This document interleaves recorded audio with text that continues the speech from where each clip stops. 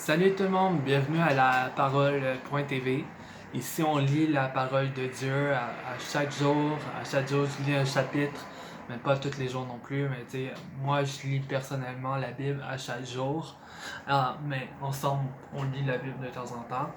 Et récemment, j'ai parlé à des gens aussi et j'avais à cœur d'aller un peu plus loin que seulement lire la Bible. Je vais donner certains commentaires sur certains versets aussi quelquefois.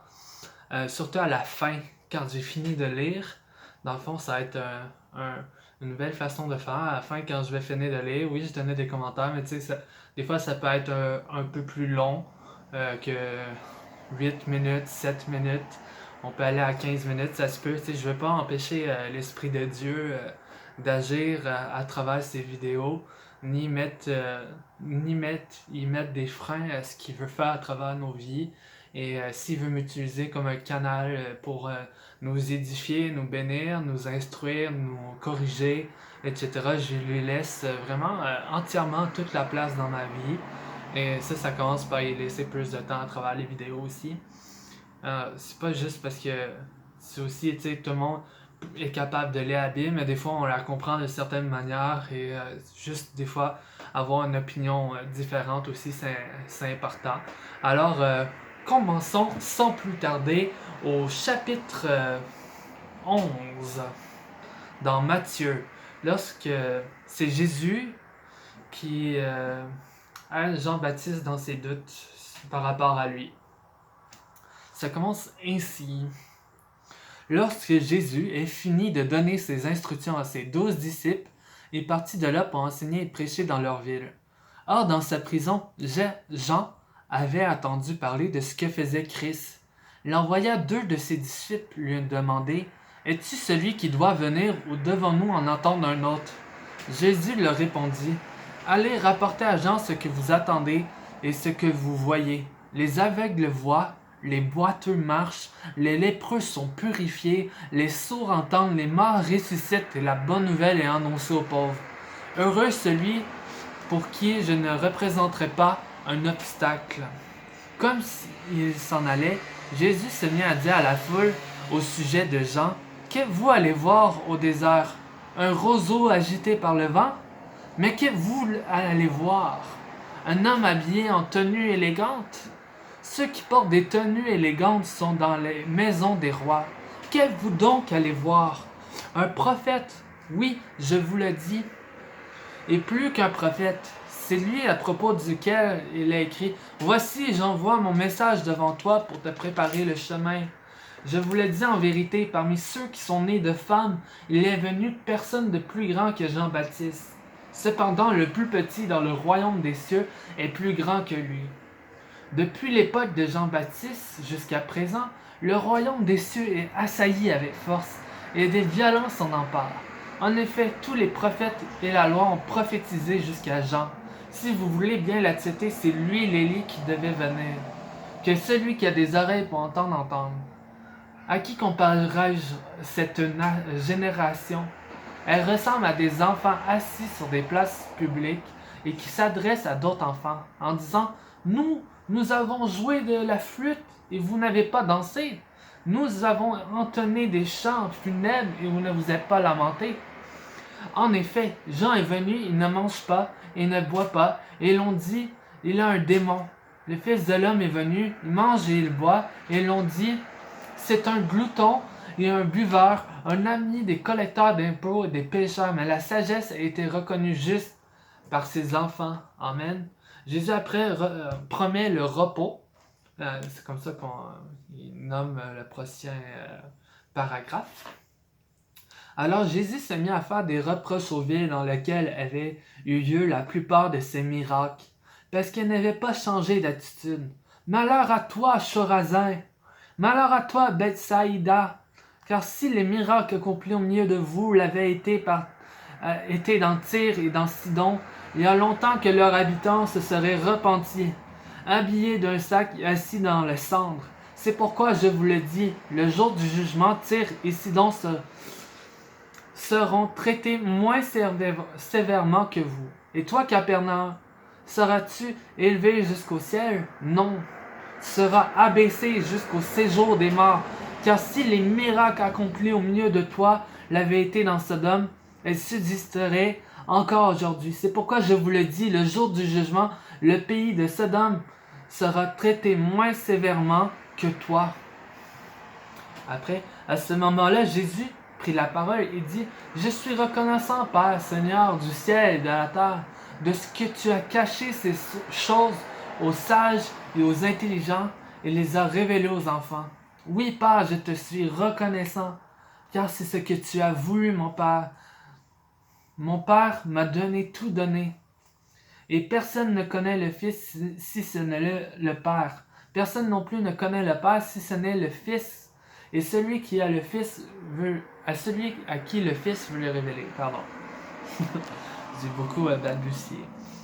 Après ça, au verset 28, « Venez à moi, vous tous qui êtes fatigués, courbés sous un fardeau, et je vous donnerai du repos. Acceptez mes exigences, et laissez-vous instruire par moi, car je suis doux et humble de cœur, et vous trouverez le repos pour votre âme. En effet, mes exigences sont bonnes, et mon fardeau léger. » Amen. Et c'est tellement bon ce que Jésus nous dit ici.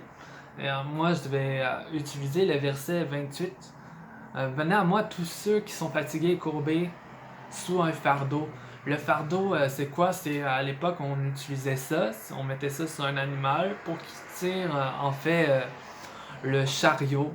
Et c'était une charge pesante. Mais Jésus vient nous dire, mais t'as pas besoin de prendre toute la charge sur toi. T'as pas besoin de... Parce que à l'époque, les pharisiens, les professeurs de la loi, etc., ils mettaient vraiment beaucoup d'exigences sur le fait de suivre la loi, d'être vraiment mot sur mot et ne pas s'en détourner. Puis ils mettaient vraiment un fardeau spirituel très élevé sur les enfants de Dieu. Et Jésus vient nous dire qu'il va nous mettre un fardeau, pas qu'on va arrêter de travailler, pas qu'on va arrêter spirituellement de veiller et de prier et de, tu sais, mais l'affaire c'est que Jésus veut pas qu'on devienne paresseux non plus. Il veut qu'on soit vaillant, il veut qu'on soit fort, il veut qu'on soit, mais aussi il veut qu'on reconnaisse qu'on n'est pas capable par nous-mêmes de faire certaines choses dans nos vies. Moi, j'ai besoin de Dieu à mon travail, j'ai besoin de Dieu dans ma famille, dans ma maison, partout où je vais, j'ai besoin de lui, je le reconnais dans mes voies. Le pire problème ici, ce serait l'orgueil. L'orgueil du peuple de Dieu, l'orgueil d'un homme se dit « Ah, mais moi, j'ai pas besoin de Dieu, je peux tout faire par moi-même, je peux aller voir le médecin, je peux travailler, je peux faire telle chose. » Puis on prend tout ça sur nos épaules, le poids de notre famille, le poids de nos amis, le poids de notre travail, puis tout ça, ça vient sur nous. Mais Jésus nous dit, mais ça peut pas juste être sur toi, ça peut être sur toi, ça peut être sur moi aussi, tu peux me laisser ce poids-là. Et quand on laisse Jésus venir, mais là, il vient nous aider à travers toutes ces choses que j'ai nommées. Le fardeau devient moins lourd et plus léger dans le sens où ça va être plus simple de suivre la voie de Jésus-Christ que nos propres principes et les lois seulement du livre de la loi. Il faut aimer Dieu, Jésus, et Jésus fait en sorte que dans notre amour pour lui, il nous change, il nous transforme, il nous pousse à la repentance et à changer, et il nous aide à travers notre vie. Tu sais, c'est plus une vie où on vit tout seul, c'est comme le mariage. Tu sais, vu que je suis marié avec ma femme, je suis plus célibataire, je fais plus les choses tout seul. On paie le loyer ensemble, tu sais, on paie la nourriture ensemble. Mais c'est la même chose avec Jésus. Depuis que tu l'as accepté dans ta vie, ou si tu l'as pas encore accepté, tu peux le faire dès aujourd'hui et dire « Jésus, je te donne ma vie. » Et là, après ça, tu dis « Mais je te laisse ce fardeau-là de toutes ces choses qui me pèsent. Tu as des choses dans ta vie qui doivent te peser. » Jésus te dit « Donne-moi ton fardeau. » Juste une fois, par exemple, j'avais plus de voiture. J'avais plus... puis il m'en fallait un pour aller au travail. Il n'y avait pas de gens alentour de moi qui pouvaient me transporter, etc.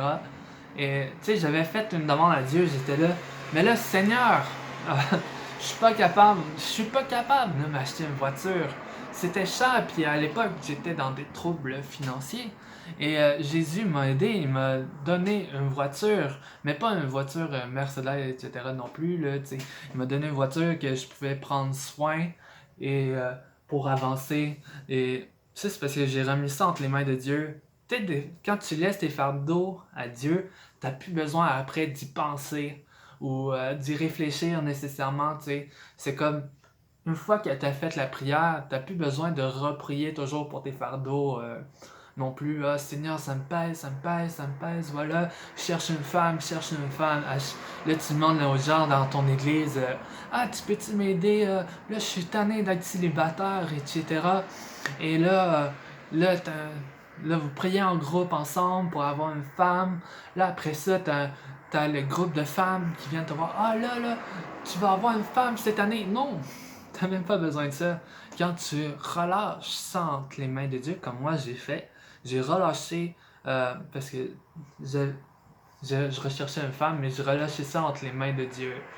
Et Dieu, après, euh, il m'a donné une femme, mais c'est parce que sinon, après, tu viens juste à penser à ces choses-là. Tu viens juste à être focalisé sur vraiment la mauvaise direction, sur ton fardeau, sur ton poids qui est sur tes épaules. Et t'as plus les yeux fixés sur Jésus-Christ.